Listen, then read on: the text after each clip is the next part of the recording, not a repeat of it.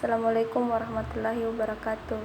Perkenalkan, nama saya Teresia Mersulungan Arruan dari Prodi Pendidikan Matematika dari kampus STKIP PUP Makassar. Di sini saya akan mempresentasikan hasil laporan magang 2 saya yang dilaksanakan pada tanggal 17 Agustus sampai 17 September 2020. B. Biodata mahasiswa. Nama Teresia Mersulungan Arruan, NIM 1824011, tempat tanggal lahir Perindingan 30 Agustus 2000, alamat Pabaeng-Baeng. C. Biodata dosen. Nama DR Ramlan Mahmud, MPD, NIDN 0902058404. D. Tempat dan waktu pelaksanaan. Tempat dan waktu pelaksanaan magang 2. Tempat dan waktu pelaksanaan magang 2 adalah dilakukan secara online oleh mahasiswa dan dibimbing oleh dosen yang telah ditentukan. Bab 2. Prosedur pelaksanaan. Secara umum, magang 2 bertujuan memantapkan kompetensi akademik, kependidikan, dan kaitannya dengan kompetensi akademik di bidang studi dan memantapkan kemampuan awal calon guru mengembangkan perangkat pembelajaran melalui langkah-langkah menelaah sebagai berikut. 1. Mengikuti pembekalan magang 2 yang diadakan secara virtual. 2. Melakukan wawancara dengan dosen pembimbing yang bersangkutan dengan rancangan RPP. 3. Melakukan wawancara dengan dosen pembimbing yang bersangkutan mengenai materi pembelajaran yang akan digunakan pada RPP. 4. Menyimpulkan hasil magang 2. 5. Membuat laporan magang 2. Bab 3. Hasil pelaksanaan dan pembahasan. A. Hasil pelaksanaan. 1. Deskripsi telaah kurikulum. Kurikulum adalah seperangkat rencana yang pengaturan mengenai tujuan, isi, dan bahan pelajaran serta digunakan sebagai pedoman penyelenggara kegiatan pembelajaran untuk mencapai tujuan pendidikan tertentu. A. Tantangan internal antara lain terkait dengan kondisi pendidikan dengan tuntutan pendidikan yang mengacu kepada 8. Standar nasional pendidikan yang meliputi standar isi, standar proses, standar kompetensi lulusan, standar pendidik dan tenaga kependidikan, standar saran dan prasarana, standar pengelolaan, standar pembiayaan, standar penilaian pendidikan. B. Tantangan eksternal antara lain terkait dengan arus globalisasi dan berbagai isu yang terkait dengan masalah lingkup hidup, kemajuan teknologi dan informasi, kebangkitan industri kreatif dan budaya, dan mengembangkan pendidikan di tingkat internasional. Arus globalisasi akan menggeser pola hidup masyarakat dan agraris yang perniagaan tradisional menjadi masyarakat. 2. Deskripsi hasil telaah strategi pembelajaran yang digunakan. Strategi yang cocok digunakan pada situasi pandemi ini yaitu metode pembelajaran dalam jaringan atau daring. Salah satu strategi yang dapat digunakan dalam metode daring adalah penggunaan dalam sistem diskusi, dan kita dapat memancing diskusi dan menguji pemahaman siswa lewat pemanggilan nama peserta satu persatu. Sesi diskusi ini harus dilakukan dalam metode pembelajaran daring. Dalam metode daring, kita harus memberikan materi maksimal 30 menit agar siswa tetap fokus dan bisa. Pembelajaran harus diisi dengan metode diskusi baik secara kelompok ataupun diskusi kelas. 3. Deskripsi hasil telaah rancangan RPP. Proses sistematis dalam mengertikan prinsip belajar dan pembelajaran ke dalam rancangan untuk bahan dan aktivitas pembelajaran. Proses sistematis dan berpikir untuk mengertikan prinsip belajar dan pembelajaran ke dalam rancangan untuk Bahan aktivitas pembelajaran. Rencana pelaksanaan pembelajaran RPP adalah rencana menggambarkan prosedur dan manajemen pembelajaran untuk mencapai tujuan pembelajaran. 4. Deskripsi hasil telaah media pembelajaran yang digunakan.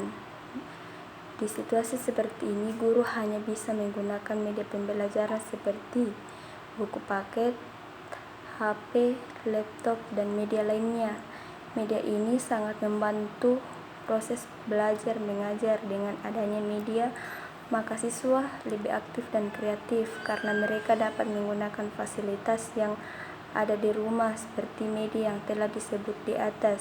Siswa juga tidak hanya berpatokan sama guru, tetapi mereka mencari referensi untuk bisa mengerjakan tugas-tugas yang telah diberikan guru. 5. Deskripsi hasil telaah sistem evaluasi pembelajaran yang digunakan. Pembelajaran adalah suatu proses atau kegiatan yang sistematis, berkelanjutan, dan menyeluruh dalam rangka pengendalian, penjaminan, dan penetapan kualitas nilai dan arti pembelajaran terhadap komponen pembelajaran berdasarkan pertimbangan dan kriteria tertentu sebagai bentuk bertanggung jawab guru dalam melaksanakan pembelajaran. B. Pembahasan. Kurikulum suatu perangkat perencanaan yang mengatur tentang tujuan, isi, juga bahan pengajaran dan cara digunakan ialah sebagai suatu pedoman di dalam suatu penyelenggara kegiatan untuk mencapai suatu tujuan pendidikan nasional. Perencanaan pembelajaran dirancang secara sederhana dalam bentuk satu lembar RPP ini sudah direvisi untuk mempermudah guru dalam situasi pandemi ini. Perencanaan pembelajaran meliputi penyusunan rencana pelaksanaan pembelajaran dan menyiapkan media dan sumber belajar, perangkat penilaian pembelajaran, dan skenario pembelajaran, menyusun RPP sesuai pendekatan pembelajaran yang digunakan. Bab 4. Penutup. A. Simpulan. Magang 1 ini adalah salah satu kegiatan Magang 2 ini adalah salah satu kegiatan lanjutan dari Magang 1 yang bertujuan mempelajari cara guru dalam mengajar. B. Saran. Melihat keadaan selama berlangsung Magang 2 ini selama 1 bulan, maka sebagai tenaga pendidik harus teliti dan menerapkan strategi pembelajaran dalam masa pandemi ini agar pembelajaran yang diberikan bisa diterima oleh siswa dalam proses pembelajaran tetap efektif. Rencana pelaksanaan pembelajaran. Mata pelajaran matematika kelas 8 materi pokok lingkaran. A. Tujuan pembelajaran. Setelah mengikuti proses pembelajaran, peserta didik dapat 1. Mengidentifikasi unsur-unsur lingkaran yang berupa garis dan ciri-cirinya. 2. Memahami hubungan antar unsur dan lingkaran. 3. Mengidentifikasi luas juring dan panjang busur lingkaran. 4. Menentukan hubungan sudut pusat dengan panjang busur. 5. Menentukan hubungan sudut pusat dengan luas juring. 6. Mengajukan hasil pembelajaran tentang lingkaran. 8. Memahami konsep garis singgung lingkaran. 9. Memahami cara melukis garis singgung lingkaran. 10. Memahami cara melukis garis singgung persekutuan antara dua lingkaran. 11. Menyajikan hasil pembelajaran tentang garis singgung lingkaran. 12. Menyelesaikan masalah yang berkaitan dengan garis singgung lingkaran. B. Media pembelajaran atau alat dan bahan sumber belajar. 1. Media, laptop, HP, PowerPoint, dan internet. 2. Alat dan bahan, buku dan pulpen. 3. Sumber belajar, buku matematika kelas 9. C. Langkah-langkah kegiatan pembelajaran. Kegiatan pendahuluan 30 menit. Kegiatan inti 50 menit.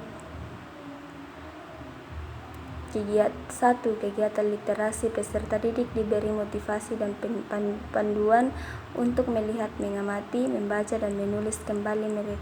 Mereka diberi tayangan dan bahan bacaan terkait materi pengertian lingkaran.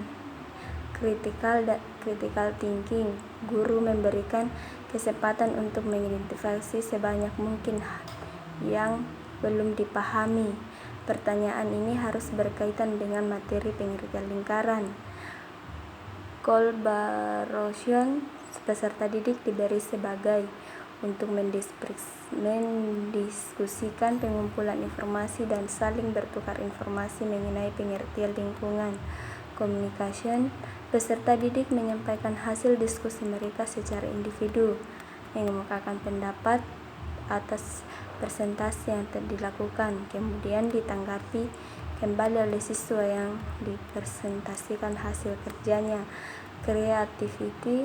Guru dan peserta didik membuat kesimpulan tentang hal-hal yang telah dipelajari terkait pengertian bilangan bulat, kemudian peserta didik diberikan kesempatan untuk menanyakan kembali hal-hal yang belum dipahami. Kegiatan penutup 15 menit.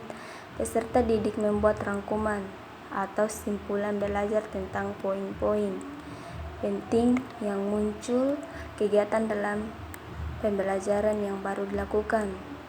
Guru membuat rangkuman atau simpulan pembelajaran tentang poin-poin penting yang muncul dan kegiatan pembelajaran yang dilakukan. Guru menutup proses pembelajaran dengan mengucapkan salam. D. Penilaian hasil pembelajaran. 1. Pengetahuan tertulis, uraian, pilihan ganda, tes lisan, observasi terhadap diskusi. 2. Keterampilan, penilaian untuk kerja dan kemampuan mengerjakan soal. Inilah hasil laporan magang saya. Assalamualaikum warahmatullahi wabarakatuh.